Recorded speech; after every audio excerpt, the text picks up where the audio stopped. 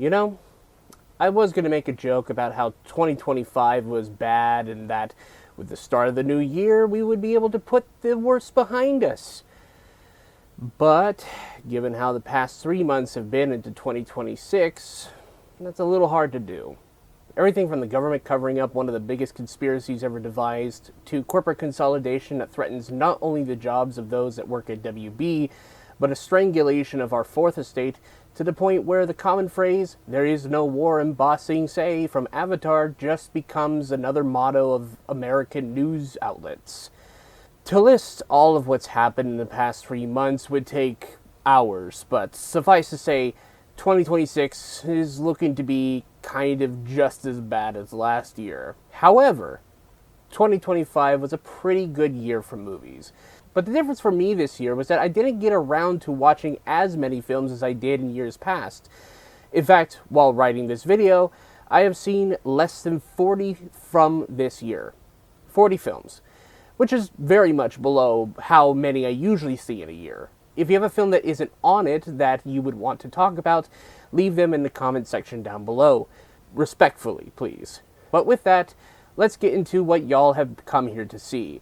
My best films of 2025.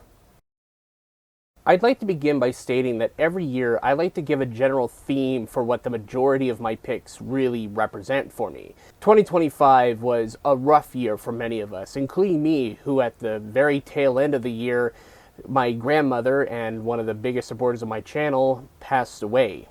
Looking back, a lot of the films I saw from this year really prepare me for when that event actually happened, one way or another. So, I hope that these films also speak to you in the ways that they spoke to me. And now, to the list. One of my late watches from this past year, Brendan Fraser is a down-on-his-luck actor who is lost without purpose. He soon meets with a company who sends in actors to fulfill parts of people's lives. Whether it is a friend to play games with, a man to be at a person's funeral, or someone to play a parental figure for a little while. This is actually a real service that Japan does, and it was very interesting to watch how Fraser's character responds to the different lives he has to lead. There is one section with an aging filmmaker whose final few scenes had me tearing up. In an age where it could be hard for some to connect, especially after the COVID pandemic's initial hit, this film reminds us that the way to help connect is to just be there in other people's lives, but to also remember that we also give ourselves purpose. The final shot of this movie reminded me so much of that ethos.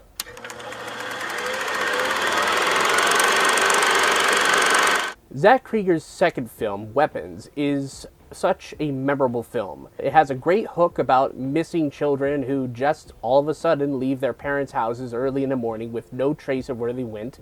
And from there, it becomes a movie that is about a community in suffering from the loss of a whole class of children. It's safe to say that the film is about the community trauma that is experienced after a mass casualty event in our schools, a problem that still happens to this day. And it explores how people cope with the fallout. Every performance is really good, but everyone, including myself, really respect the hell out of Aunt Gladys, played by Amy Madigan.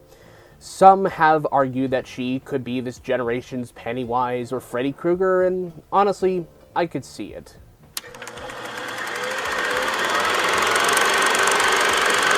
The third in the Knives Out Whodunit series, Rian Johnson takes this series into the realm of religion, the state of it in the modern America with the rise of Christofascism, and can anything be truly redeemed? Not in the eyes of the Lord, but within each other. The unique thing with this movie is that we spend the first 40 or so minutes getting to know the new priest, Judd, played amazingly by Josh O'Connor. And while I don't think it's as good as the first Knives Out, it still boasts a lot of great stuff, from the cinematography and lighting doing some really cool things narratively. I point specifically to Blanc's first scene with Judd as an example. It was slick and fun, and I hope we get to have more of these films. And Rian Johnson has said he'd be down to make more, so keep them coming, Ryan.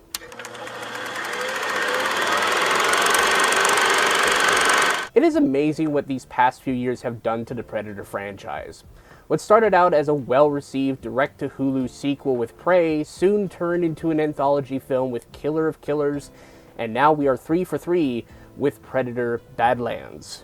For the first time in the franchise's history on film, we get to see a story from the perspective of a Yautja, the Predator's species. Dek is a very interesting character to follow as a Yautja trying to bring honor to his brother by trying to capture one of the universe's most deadly creatures and get revenge on his father. I was a bit skeptical of the inclusion of Weyland-Yutani at first, but I was happy to see how they factor into this narrative.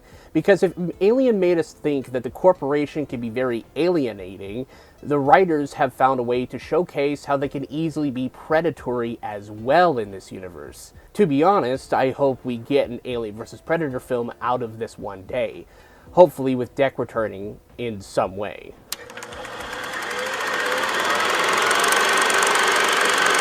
The only documentary to make this list, John Candy, I Like Me, tells the story of John Candy. His life, his comedy, his drive as a creative, but also the darker parts. I found myself really relating to John as someone who has been dealing with anxiety for a little while.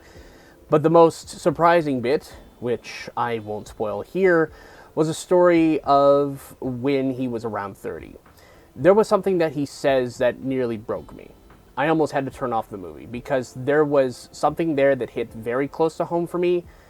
The film isn't always like this. In fact, a lot of it is centered on John's love for everyone and his comedy talents. But that one part really struck a nerve with me.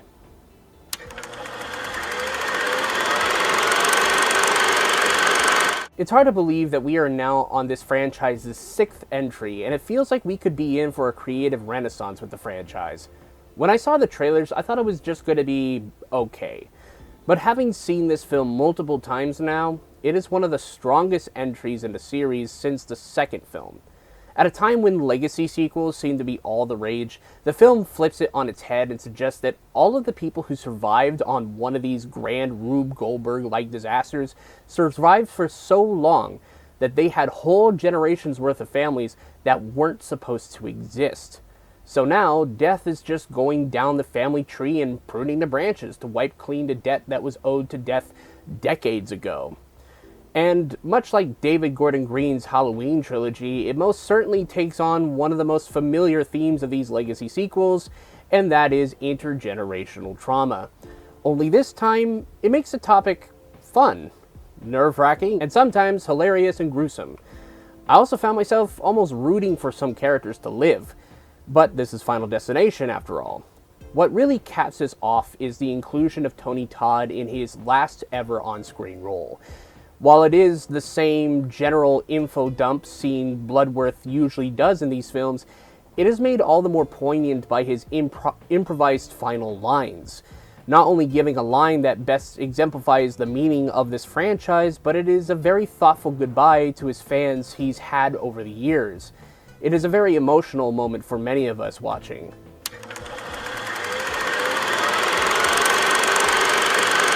Marvel has had a rough few years, hasn't it? While I personally have liked a lot of the new stuff the studio has put out, others not so much. And this year was no exception. The new Captain America film was a bit of a mess, and Fantastic Four was pretty good, but nothing really stayed with me as much as Thunderbolts. At a time when the common sentiment around the franchise is that it feels like we're going through the same familiar emotions, the story of this film takes that sentiment and pulls it into a story that's about that, giving us a film about feeling powerless by following people who, mostly, don't have super strong powers. And at a time where everything feels like it is in turmoil, it is an all too familiar feeling that we can relate to, especially when we get around to The Void. I could go on about how fucking cool the whole thing with the Sentry and the Void really is in this film, but would take forever to do.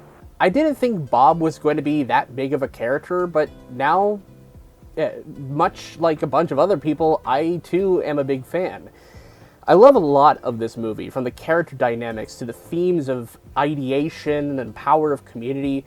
It's great stuff. The scene between Yelena and Red Guardian is one of the most beautiful scenes in the movie outside of the Bob v. Void fight.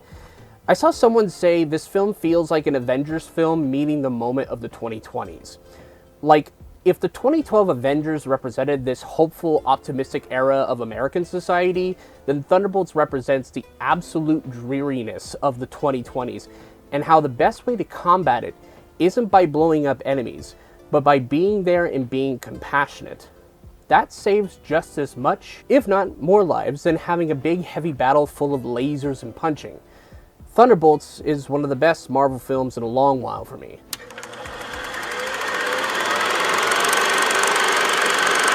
The Philippou brothers returned for their second feature film after Talk to Me. Bring Her Back was a very memorable experience.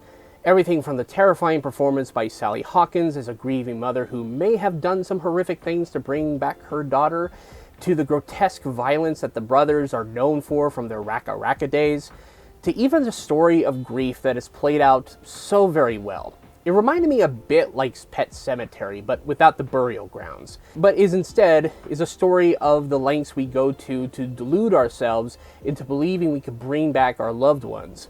Or absolute nightmare fuel.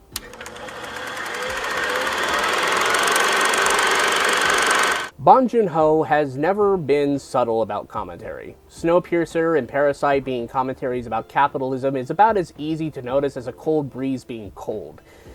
And Mickey 17 is no exception to this rule. That isn't to say that his films aren't good just because it isn't subtle about its themes and its messaging. Obviously, the commentary on fascism in the age of Donald Trump-like figures is pretty good, but what this film really has is a story about self-compassion in an environment meant to be not compassionate to everyone else. It does this by utilizing the main character's duplicate. Both versions of Mickey are played excellently by Robert Pattinson. He gives them such different personalities and ways of thinking. It's a really fun masterclass. I also love the little critters on the ice planet they're trying to colonize. They're so adorable, and of course there are plushes of them, so I might get one eventually.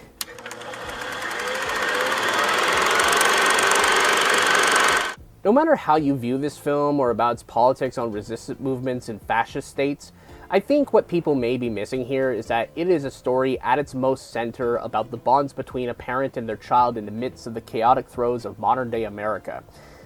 Is it perfect? No. But it has a lot going for it. Cinematography is excellent with great color editing. Sean Penn's character being this goofy white nationalist wannabe is so funny.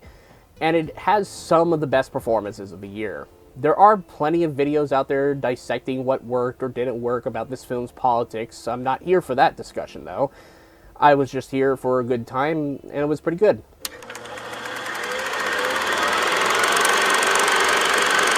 This was considered to be one of King's most infamous stories to adapt, seeing how most studios weren't a fan of the stipulation King made with an adaptation of this work from his time as Robert Bachman. That being that the violence towards these kids needs to look real and on-screen. It took them years, but eventually the director of most of the Hunger Games series took a crack at it, and it got really great results. There isn't much plot here, other than they leave the starting line and most of the boys who are chosen for this event are killed off one by one for not doing well in gym class. I was honestly surprised that some theaters had this thing where you had to walk at 3 miles per hour on treadmills while watching the movie, and if you go too slow, you had to leave the theater and could not come back in to finish the movie. Absolutely insane gimmick. The sound design for this movie is absolutely one of the most memorable this year.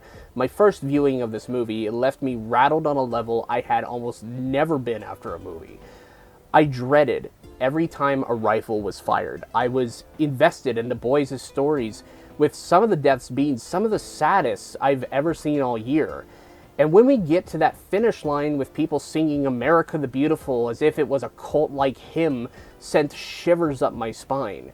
The friendship between Ray, played by Cooper Hoffman, and Peter, played by David Johnson, is one of the most tragic friendships I've ever seen. And how that story ends is just a cherry on top of how strong a bond they truly shared. It's easily one of my top 10 Stephen King adaptations out there.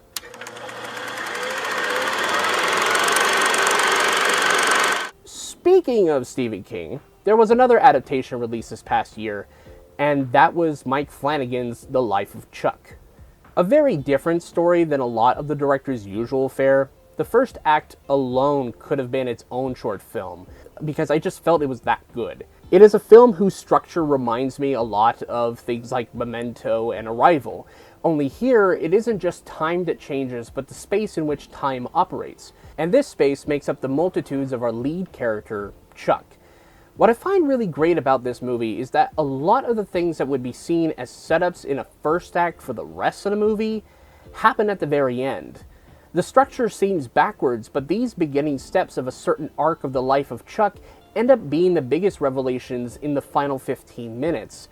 It's a very beautifully put together movie about life, the time we have, and the multitudes we carry within us every day of our lives.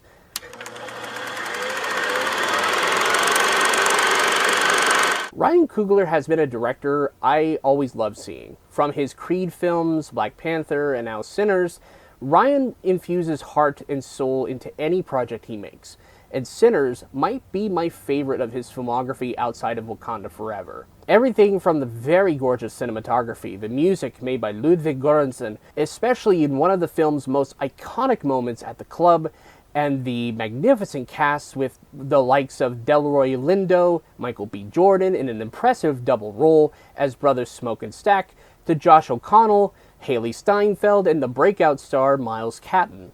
Sinners' use of vampires is also interesting because of what they signify.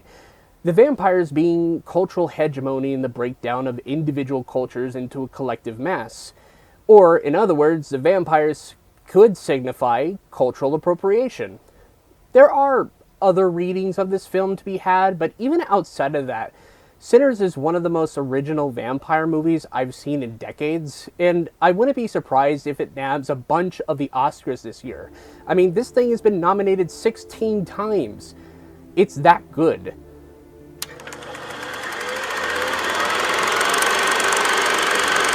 I'll be honest, when I first heard that James Gunn was going to take over DC Studios and start up his own shared universe, I didn't know what to expect. But when I started hearing about and seeing behind-the-scenes photos of this film, I got excited. I was so in when I saw the first trailer. I cried when I listened to some of the score that was released before the film. And by the time I finished my first viewing of James Gunn's Superman, I knew we had something special here. Superman has been in a bit of a rut as of late with his film appearances, being in the much divisive Snyder films.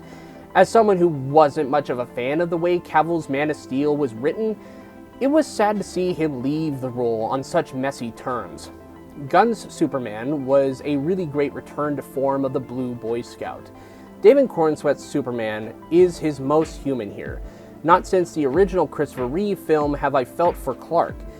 While yes, it is structured a bit weird, frankly I would have liked the Days of the Week title cards they originally were planning to do, it helps give us a glimpse into the life of Clark, his friends, and the rest of the world at large. The cast of this film is absolutely stellar, with a particular standout being Nicholas Holt's Lex Luthor. Lex and a lot of other iterations just never cut it for me. He is either too goofy or just whatever Jesse Eisenberg was going for, but Lex in this movie is the biggest hater of them all, and that is what Lex Luthor is to me. But truly, the heart of this movie is David's Clark Kent. He is a fairly new hero on the scene and believes that there is always a way to fix things. There is a tenderness to his character, one that makes his beliefs and actions more believable, more human. When he takes a stand against Moravia on Jaharimbor, it means something, especially to the people of the country they're trying to destroy. And at a time when Palestine is facing some pretty bad actions, something can be said about how Superman portrays the situation and how the stance that most people should have is a stance that says that regardless of who is doing what to, genocide is not a good thing at all. Superman is a film that gave me hope this past year, not just for what the film is about, but what its message has done for people on the internet. In the months that followed the film's release, I saw countless videos, especially from men, about how much they loved this movie and how kindness is the new punk rock. which, if you are familiar with how the right has continually tried to make conservatism into the new punk rock, you would laugh at all the seething the right has been doing. And this message is important, not just for our current time, but for all time. Treating the world with kindness, treating our neighbors or immigrants, people we don't even know with kindness, is not a weakness. Superman is a movie that defies what billionaires like Elon Musk or Peter Thiel have been saying about empathy, how it is not a good thing to have. The people in power want you to all adopt Lex Luthor's viewpoint, but we can all stand to be like Clark.